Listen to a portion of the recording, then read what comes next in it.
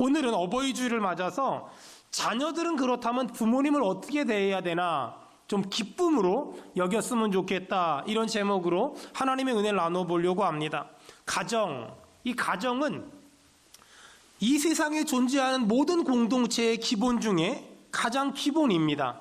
가족이 모이면 교회가 되고 또 가족이 모이면 국가가 됩니다. 가정은 처음에 한 남자와 한 여자가 아주 작게, 정말 작게 시작합니다. 근데 그 한 남자와 한 여자가 결혼해서 아이를 낳고 그 아이가 또 커서 결혼하고 또 아이를 낳으면서 가정이 확대되고 재생산되면서 가정 공동체는 지역 공동체로 발전하고 또 지역 공동체는 국가 공동체로 발전합니다. 그래서 이 가정 공동체는 어떤 의미에서 필요한 공동체이기도 합니다. 왜냐하면 우리가 인생을 살면서 보면 우린 원하든 원하지 않든 어떤 공동체에 소속을 하게 됩니다. 저처럼 목회를 하잖아요. 그러면 이 목사 세계엔 유명한 말이 있어요. 목사 3명만 모이면 모임 하나 만들어진다. 그런 말이 있거든요. 그래서 목사 세계엔 모임이 진짜 많아요. 정말 많아요. 아주 많아요. 근데 이렇게 우린 살면서 다양한 모임에 속하게 되잖아요. 근데 세상의 수많은 모임들은 까짓거 가기 싫으면 안 가면 되고 까짓거 만나기 싫으면 안 만나면 그만인데, 이 가족은 말이에요, 내 마음에 들건 안 들건 내가 좋건 싫건 같이 먹어야 되고 같이 살아야 되고 같이 만나야 돼요. 그런 의미에서 보면 가족은 필요한 공동체이기도 해요. 또한 가족은 운명 공동체이기도 합니다. 여러분 한번 생각해 보세요. 만약에 자녀를 바꿀 수 있다면 어떤 일이 벌어질까요? 또 만약에 부모님을 바꿀 수 있다면 어떤 일이 벌어질까요? 일단 금수저 하나 짚지 않을까요? 만약에 부모를 바꿀 수 있다면, 만약에 자녀를 바꿀 수 있다면 어떤 일이 벌어질까? 아마 어마어마한 혼란을 초래하게 될 거예요. 디트리트 본웨퍼라는 제가 정말 존경하는 이 독일의 목사님이 계신데, 이 목사님의 기도문 중에 제가 늘 마음에 간직하고 있는 기도문이 있어요. 이런 거예요. 바꿀 수 없는 건 받아들일 수 있는 관대함을 주시고, 바꿀 수 있는 건 바꿀 수 있는 용기를 주시며, 마지막으로 이 둘을 구분할 수 있는 지혜를 주옵소서. 전 이 기도문을 정말 좋아해요. 바꿀 수 없는 건 어떻게 하라고요? 받아들일 수 있는 관대함을 주시고, 바꿀 수 있는 건 변화시킬 수 있는 용기를 주시며, 그리고 마지막으로 이 둘을 구분할 수 있는 지혜를 주옵소서. 직장은 다니다가 바꿀 수도 있죠. 근데 가정은 좋아도 내 가족이고 나빠도 내 가족이고 마음에 들어도 내 가족이고 마음에 안 들어도 내 가족이에요. 그래서 가족의 문제는요, 절대 순간의 기분이나 감정으로 어떤 결정을 내리거나 어떤 결단을 내려선 정말 안 돼요. 특별히 가급적이면 모든 사람과 싸우면 안 되지만 그래도 다른 사람하고 싸우면 안 보면 그만이거든요. 근데 가족은 절대 싸우면 안 돼요. 왜? 안 볼래야 안 볼 수 없는 관계잖아요. 그래서 가정은 이 세상 그 무엇보다, 그 어떤 것보다 소중해요. 여러분 축복합니다. 여러분에게 가족이 그 어떤 것보다 무엇보다 소중하고 절대 놓을 수 없고 절대 포기할 수 없고 절대 버릴 수 없는 그런 소중한 가족이 되기를 주의 이름으로 축원합니다. 저는 우리 성도들의 가정이 정말 행복했으면 좋겠어요. 살다 보니 힘들 때가 있어요. 살다 보니 사는 게 버거울 때가 있어요. 살다 보니 사는 게 너무 무거울 때가 있어요. 근데 있잖아요, 사는 게 힘들고 버겁고 무거워도 가정이 평안하고 가정이 안정되고 가정에 은혜가 있고 가정에 평강이 있으면 이 버틸 힘이 생겨요. 버틸 용기가 생기고 버틸 자신이 생겨요. 근데 사는 것도 힘들고 직장 다니고 사업하는 것도 힘들고 바깥에서 돌아다니는 것도 힘들어 죽겠는데 가족까지 힘들면 견디질 못해요. 버티질 못해요. 참아내질 못한다니까는요. 여러분, 그래서 정말 가족을 위해 기도를 많이 해야 되는데 바라기는 우리 성도들이 가족을 생각하면 속상하고 답답하고 가슴 아픈 것이 아니라 가족을 생각하면 정말 동의하면 아멘 합시다. 힘이 나고 용기가 나고 희망이 생기고 위로가 되기를 주의 이름으로 축원합니다. 전 우리 성도들의 가정이 힘을 충전받는 곳, 희망을 충전받는 곳, 열정을 충전받는 곳, 천국을 경험하는 곳, 그런 가정 되길 주의 이름으로 축원합니다. 자, 그렇다면 어떻게 하면 이런 가정을 만들 수 있을까? 이런 가정은 원래부터 존재하는 것이 아니라 온 가족이 같이 함께, 이게 너무너무 중요한 거예요. 이런 가정은 아빠가 만들거나 엄마가 만들거나 남편이 만들거나 아내가 만드는 게 아니라 같이 함께 만들어가는 거라는 거예요.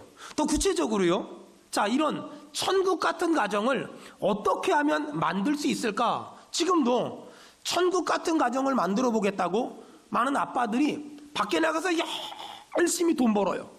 자, 세상에 부귀영화를 가지면 천국 같은 가정이 만들어질까? 그렇지 않아요.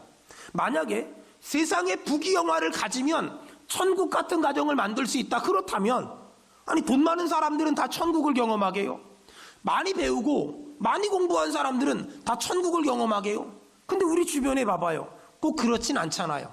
그런 걸 보면 세상에 부, 귀, 영, 화를 가지고 있다고 해서 우리가 가정 천국을 경험하진 않아요.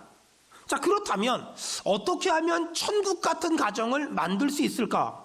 어떻게 하면 우리 가정을 천국을 만들 수 있을까? 천국은 세상의 부, 귀, 영, 화로 만드는 것이 아니라 좋은 관계로 천국을 만들 수 있어요. 여러분, 아무리 짝달막한 집에 살아도, 아무리 가다가 설 것만 같은 자동차를 타도 남편과 아내 관계가 좋잖아요? 그럼 천국이에요. 부모와 자녀 관계가 좋잖아요? 천국이에요. 신기하죠? 천국은 얼마나 많은 걸 가졌냐의 문제가 아니라 얼마나 좋은 관계냐의 문제일 때가 훨씬 많아요. 여러분, 저는 우리 성도들이 남편과 아내가 정말 서로가 서로를 귀하게 여기고 부모님과 자녀가 정말 서로가 서로를 귀하게 여기는 그런 좋은 관계가, 천국을 경험하는 관계가 날마다 유지되고 날마다 살아나기를 주의 이름으로 축원합니다. 자, 그렇다면 좀 더 구체적으로, 목사님, 어떻게 하면 가족 간의 좋은 관계를 만들고 유지할 수 있습니까? 잘 들어보세요. 사람과 사람 간의 좋은 관계는 좋을 때 지켜야 하고 깨지기 전에 지켜야 돼요. 다시요. 사람과 사람 간의 좋은 관계는 깨진 다음에 회복하는 건 굉장히 어려워요. 남편과 아내와 부모와 자녀와의 좋은 관계는 깨지기 전에 지켜야 하고 좋을 때 지켜야 돼요. 그런 의미에서 제가 제일 싫어하는 속담이 하나 있어요. 부부싸움은 칼로 물베기래요. 여러분은 부부싸움하고 나면 아무렇지도 않습니까? 잠도 잘 오고 밥도 잘 먹어지고 그렇게 싸웠음에도 불구하고 남편이 멋져 보이고 아내가 이뻐 보입니까? 여러분, 부부싸움은 칼로 물베기래요. 생각을 해봐요. 어떻게 칼로 물베기예요? 칼인데 칼로 찔렀는데 아프지, 칼로 찔렀는데 힘들지, 칼로 찔렀는데 버겁지. 여러분, 그 칼로 물베기 같은 부부싸움이 가정을 깨뜨리고 자녀들에게 못 볼 걸 보여주고 가정이 지옥이 돼버린단 말이에요.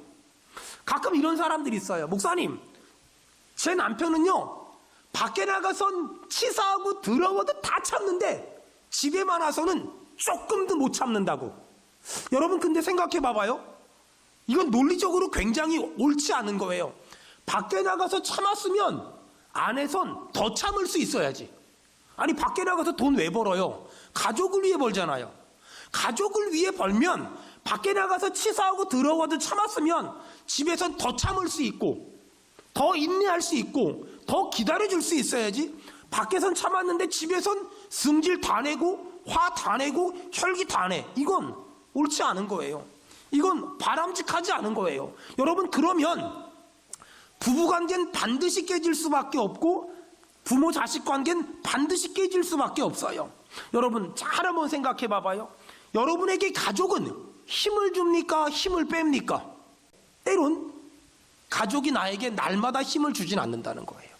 때론 가족이 나에게 항상 힘을 주진 않는다는 거예요. 심지어 어떨 땐 바깥의 일은 그럭저럭 돌아가는데 집의 일이 너무 힘들어서 살고 싶지 않다, 도망가고 싶다, 집에 들어가기 싫다라고 생각할 때도 아주 가끔 있다는 거예요. 여러분, 성경을 보면, 특별히 신약 성경을 보면 가장 고난을 많이 당한 사람이 누굴까? 뭐 예수님이겠죠. 근데 예수님 다음으로 고난을 많이 당한 사람이 누굴까요? 사도 바울이요. 근데 있잖아요, 사도 바울은 매도 맞고 다니고 침뱉음도 당하고 능욕도 당하고 수치도 당하고 부끄러움도 당했지만 사도 바울은요, 가족 때문에 힘들어 본 적이 한 번도 없어요. 왜 그런 줄 알아요? 결혼을 안 했거든요. 그래서 어떤 목사님은 사도 바울이 세계복음을 할 수 있었던 이유가 뭐냐? 결혼을 안 했기 때문이다 라고 얘기하는 것도 들은 적이 있어요.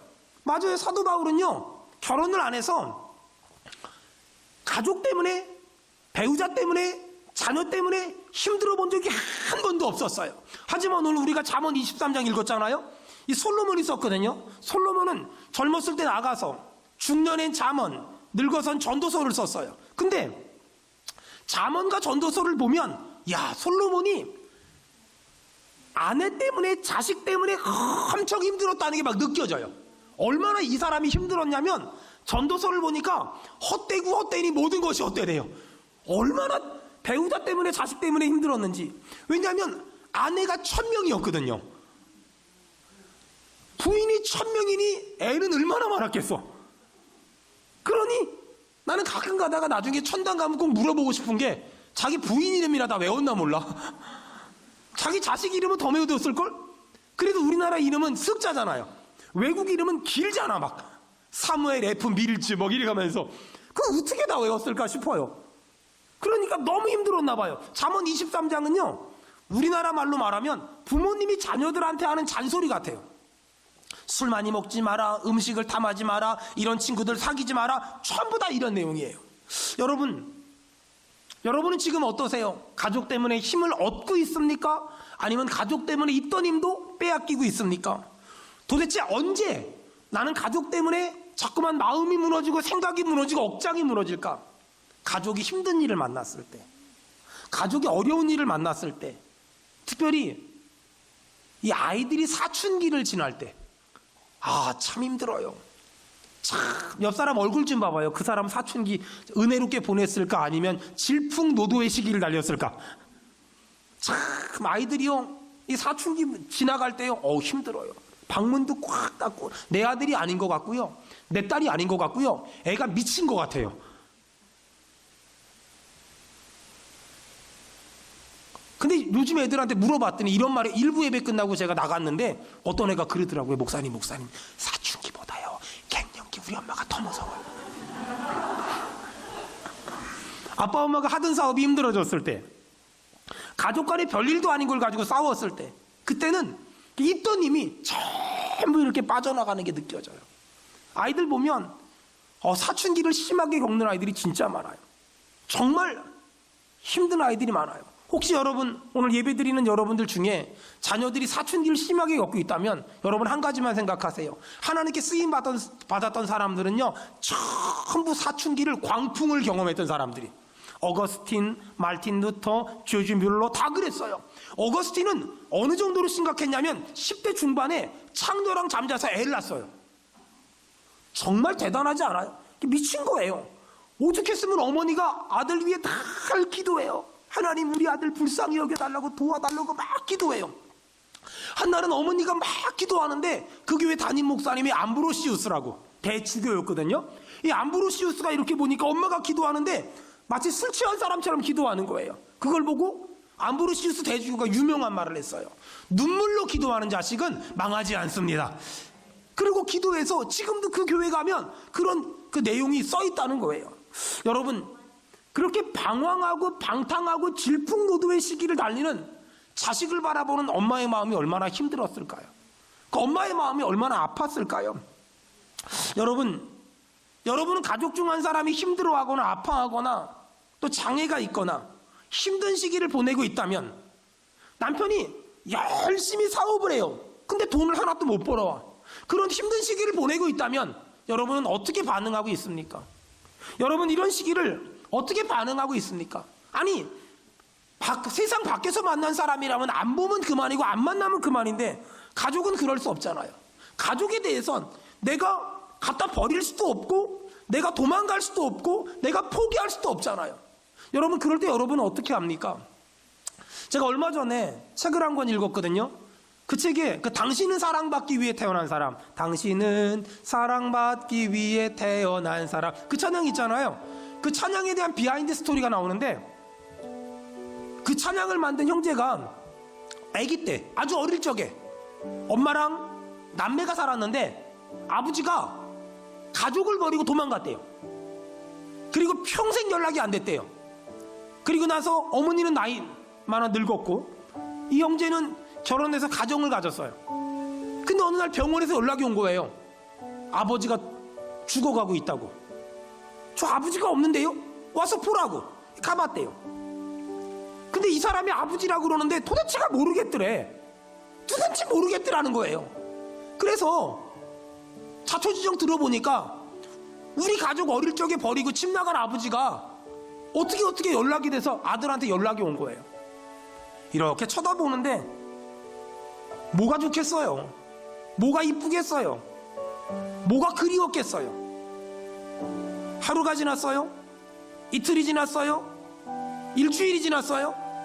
근데 어느 순간에 이렇게 쳐다보는데 그런 생각이 들더래요. 하나님, 이 사람도 하나님이 만들었어요?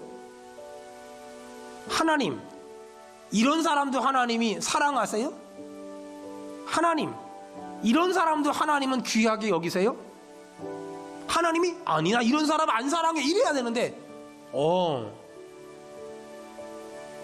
한참을 울다가 하나님이 주신 글을 가지고 노래를 만들었어요. 그게 무슨 노래일까요? 당신은 사랑받기 위해 태어난 사람. 아니, 우리 생각에는 제가 우리 집사님한테, 백운대 집사님한테 당신은 사랑받기 할 수 있거든요. 제가 우리 로이한테 당신은 사랑 이거 할 수 있거든요. 근데 나 어릴 적에 우리 엄마 버리고 집 나간 사람, 우리 버리고 집 나간 사람, 그 사람을 이렇게 쳐다보는데 그 노래가 떠오르더래요. 이거 될까요? 여러분, 이거 될 것 같으세요? 난 안 될 것 같은데, 전 불가능할 것 같은데, 전 힘들 것 같은데요. 기독교 신앙이 뭔 줄 알아요? 그런 말도 안 되는 사람이어도 내 가족이라면 품어야 돼요. 그렇게 말도 안 되는 사람이라도 내 가족이라면 감싸 안아야 돼요.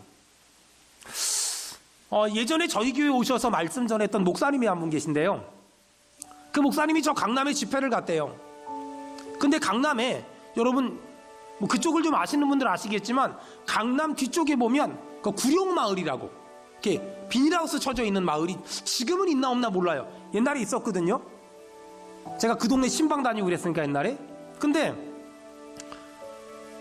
강남 쪽에 그 집회를 갔는데 그 담임 목사님이 어떤 자매가 목사님을 만나는 게 평생 소원이라고. 근데 몸이 불편해서 못 온다고. 신방 한 번만 해달라고. 신방을 갔대요. 신방을 갔는데 알코올 중독자 아버지, 뇌성마비 딸 둘이 비닐하우스에다가 60쪽짜리 담아 켜놓고 전구 켜놓고 살더래요. 엉망진창이더래요.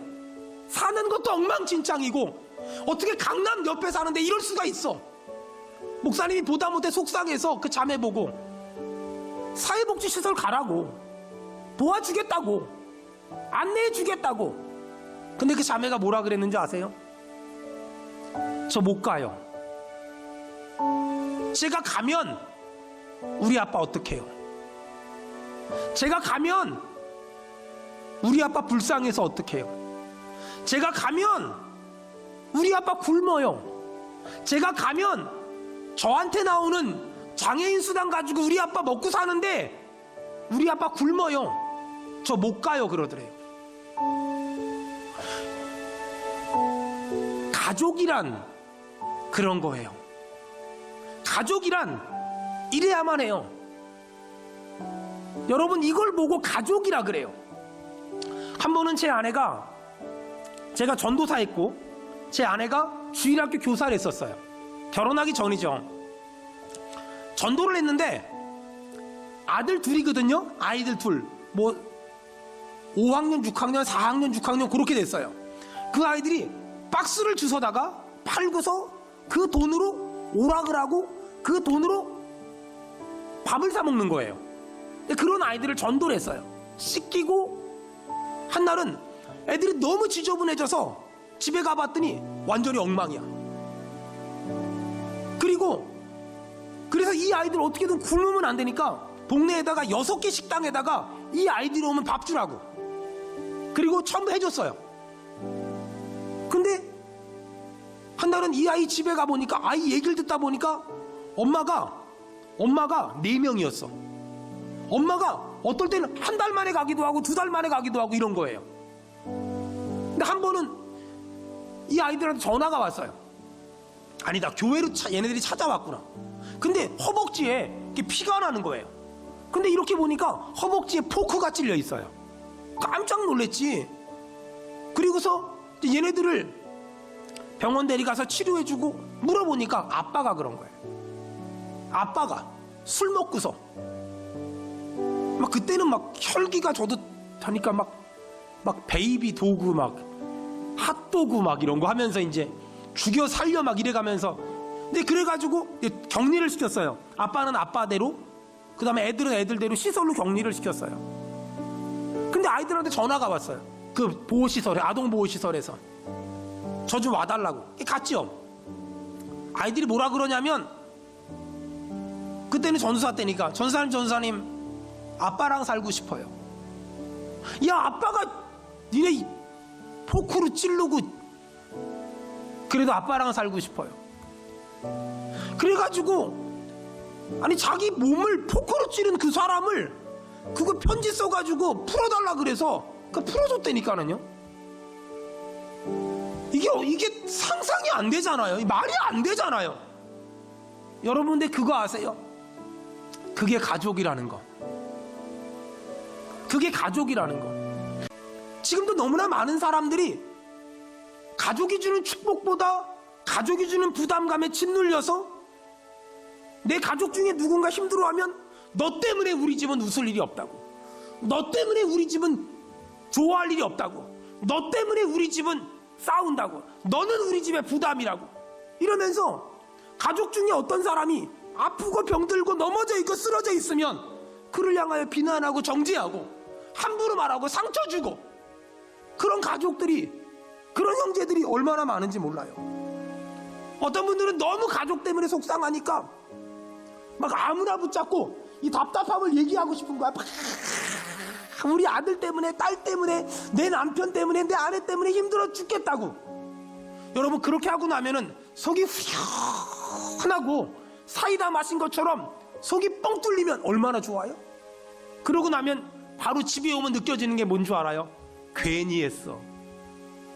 그리고 며칠 있다가 길 지나가는데 어떤 아줌마가 누구누구 엄마 안녕 막 이러면서 갑자기 그래요. 근데 그 집 남편 속색인데 왜? 내가 어떤 사람 붙잡고 했던 말이 동네 한 바퀴 벌써 다 돌았어. 여러분, 솔직히 이것이 우리의 일상의 모습 아닐까요? 솔직히 이것이 우리의 삶의 모습 아닐까요? 여러분, 혹시 가족이 힘들어하는 것 때문에 너무 힘들고 버겁고 무거운 짐이라고 느껴지는 사람 있다면 사람 붙잡고 하소연하지 말고, 여러분, 우리가 기도하면 들어주시고 응답하시고 도와주시는 하나님께 기도하기를 주의 이름으로 축원합니다. 하나님은 도와줄 겁니다. 아멘 합시다. 하나님은 인도하실 겁니다. 만약에 가족 중 한 사람이 지금 힘들어하고 있다면 기억하세요. 그 아픔은, 그 고통은 절대 영원하지 않을 거라는 거. 여러분, 그 아픔은, 그 고통은, 그 괴로움은 절대 영원하지 않을 거예요. 몇 달이 걸릴지 모르지요? 몇 년이 걸릴지 모르지요? 여러분, 기도하세요. 그리고 기다리세요. 그리고 참아주세요. 분명한 건 하나님의 때가 되면 하나님이 모든 것들을, 정말 모든 것들을 회복시켜 주실 줄로 믿습니다.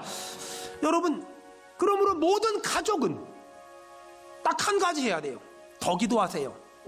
더 사랑하세요. 더 사랑하세요. 더 기도하세요. 잘 들으세요. 절대 내 가족이 힘들어하는 모습을 가정 바깥으로 자꾸만 이렇게 넘기지 마세요. 무슨 말이냐면 남편이 너무 힘들게 하니까 밖에 나가서 막 얘기하고 다녀. 아들이 힘들게 하니까 밖에 나가서 막 얘기하고 다녀. 여러분, 이 가정은요 국가와 같아서 가정의 이야기를 바깥에다 이야기하면 국가 기밀 유출죄로 실형을 받을 수가 있어요. 여러분, 가정의 문제는 가정 안에서, 가족의 문제는 가정 안에서. 여러분, 그래서 어떤 사람이 잘하는 거냐면 내 남편이 엉망진창임에도 불구하고 다른 사람들은 진짜 멋지게 봐. 내 아들이 사고뭉치임에도 불구하고 딴 사람들은 정말 신실한 아이로 봐. 이렇게 보여줄 수 있어야 돼요. 어떤 전문 용어로 그 푼수라고. 어떡하냐면 이 사람은 내 아들 얘기를, 내 딸 얘기를 막, 있잖아 집사님, 우리 딸내미가 벌써 2달째 밤만 되면 나가가지고 안 들어와, 막 얘기했는데 세상에 한 5년 지났는데 내 딸이 내가 그렇게 얘기한 아줌마네 아들하고 결혼한대. 그러면 어떤 일이 벌어질까요? 여러분, 그거 아세요? 성도들은요, 제가 이렇게 죽으라고 설교해도 예배 끝나면 집에 가면 다 잊어버리는데 그런 얘기는 주님 재림하실 때까지 안 잊어버려요. 얼마나 기억력이 좋은지. 그냥 그런 얘기는 무덤 들어갈 때까지 절대 안 잊어버리고 다 기억해요. 봐봐요, 내 남편이 마음 잡고 살려고 교회 나왔더니 교회 여자 집사님들이 전부 다 내 남편이 사고뭉치라는 걸 알아. 그러면 그분이 어떻게 신앙생활해요? 사역 신청을 했어, 찬양대. 그러면 괜찮을까? 그러지 않겠어요? 아니, 마음 잡고 살려고 왔더니 이미 많은 사람이 너무나 선입견을 가지고 있으면 내 아들이, 내 딸이, 내 남편이, 내 아내가 어떻게 살아요? 여러분, 그래서 지혜로운 사람은 내 가족의 아픔을 담장으로 넘기지 않아야 돼요. 그래서 지혜로운 사람은 가정의 문제는 가정 안에서. 사랑하는 여러분, 가족 중에 지금 힘들어하는 사람이 있습니까? 외면하지 맙시다. 버리지 맙시다. 포기하지 맙시다. 비난하고 정죄하지 맙시다. 넌 짐덩어리야. 너는 엄마에게 너무나, 아빠에게 너무나 힘든 짐이야, 짐. 숙제야, 숙제. 이런 거 하지 맙시다. 여러분, 가족의 의무는 넘어진 가족을 품어주고 안아주고 감싸주고 보듬어주는 거예요. 저 어릴 적에 엄마가 청량리 중앙시장으로 늘 장을 보러 갔거든요. 엄마랑 누나랑 저랑 시장에 가잖아요. 그럼 제가 어릴 적에 바나나를 너무 좋아했어요. 그래서 필리핀 하나님이 보냈나 봐. 실컷 먹고 오라고. 근데 이제 청량리 중앙시장에 딱 내리잖아요. 그럼 거기 보면 뭐 시조사도 있고 휘문사도 있고 막 그래요. 그럼 딱 내려가지고 들어가면 바나나 파는 청과물 시장이 있거든요.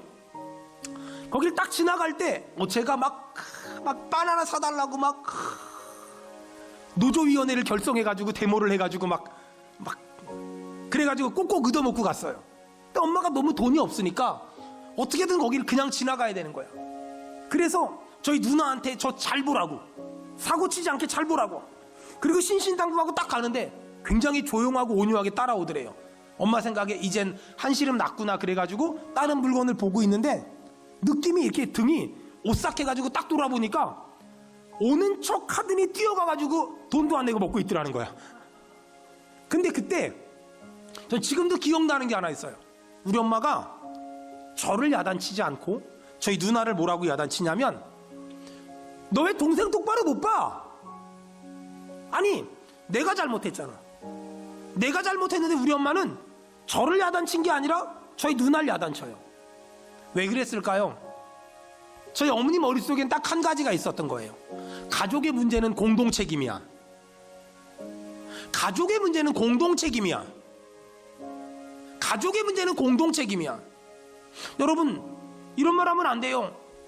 엄마 때문에 집에 들어오기 싫다고, 아빠 때문에 난 상처가 많다고, 응? 왜 누나 때문에 우리 집은 맨날 시끄럽냐고. 왜 언니 때문에 우리 집은 맨날 이 모양이냐고. 여러분, 그런 말 하면 안 돼요. 가족은요, 좋든 싫든, 가족은요, 원하든 원치 않든 끝까지 함께, 끝까지 같이. 분명한 건 그런 가정에 하나님은 기적을 베푸실 줄로 믿습니다. 그런 가정에 하나님이 은혜 베푸실 줄로 믿습니다. 자, 그렇다면 결론.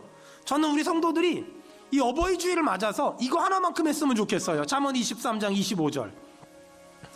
잠언 23장 25절 다 같이 읽겠습니다. 시작. 내 부모를 즐겁게 하며 너를 낳은 어미를 기쁘게 하라. 내 부모를, 그 부모를 해요. 가족을. 이렇게 해서 다시 한번 읽겠습니다. 시작.